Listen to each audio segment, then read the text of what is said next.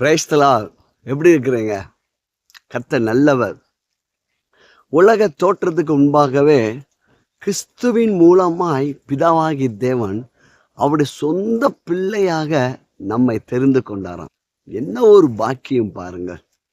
யாக்கோப்பை சிநேகித்தேன், ஏசாவை வெறுத்தேன் என்று பாருங்க. அந்த பிள்ளை பிறக்கிறதுக்கு அவர்கள் யாக்கோப்பும் ஏசாவும் பிறப்பதற்கு முன்பாகவே கர்த்தர் யாக்கோப்பை தேர்ந்தெடுத்தார். இந்த நாளிலும் கூட உங்களை பார்த்து ஆண்டவர் சொல்றார், உன்னுடைய கிரியினால் அல்ல, நீ செய்த நன்மையினால் அல்ல, ஆண்டவர் தம்முடைய இரக்கத்தினாலும் அவருடைய தெரிந்து கொள்ளுதலின் அடிப்படையில் தாயின் கருவிலே நம்மை முன்குறித்தாருங்க. நன்மை தீமை இன்னதென்று அறியாதிருக்கையிலே ஆண்டவர் யாக்கோப்பை தெரிந்து கொண்டார் என்று வேத வசனம் சொல்லுகிறது.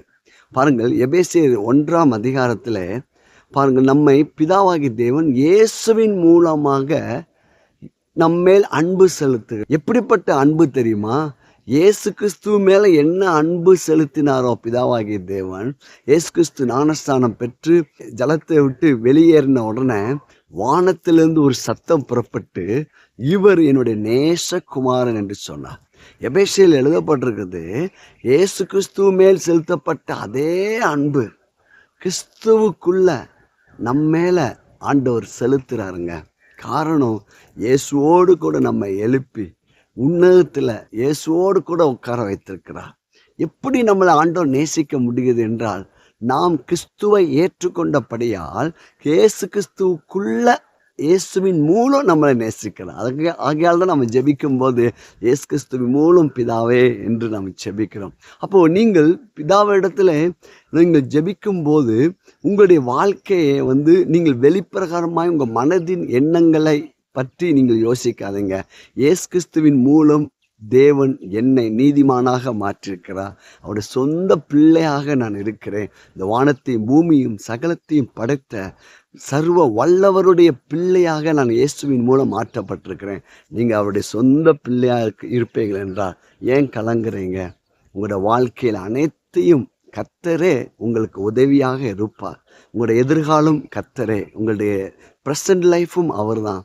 ஆகையால் நீங்கள் அவருடைய கரத்தில் ஒப்பு கொடுத்து நீங்கள் சொல்லுங்கள், நான் தேவனோட பிள்ளை.